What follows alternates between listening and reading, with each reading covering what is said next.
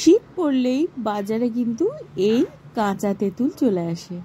তাই আজকে একটা অভিনব টেস্টি চাটনি বানিয়ে দেখাবো, যেটা স্ন্যাক্স, ভাত, রুটি, পরোটা সব কিছুর সাথে অসাধারণ লাগে। তেঁতুলটাকে খুব ভালো করে খোসা ছাড়িয়ে নেব, দুটো কাঁচা লঙ্কা নিয়ে নেব, আর খানিকটা নিয়ে নেব ধনেপাতা।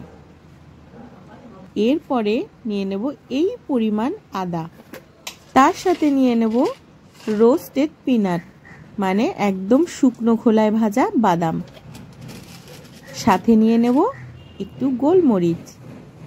এই হচ্ছে আজকের চাটনির সবকটা ইনগ্রেডিয়েন্টস।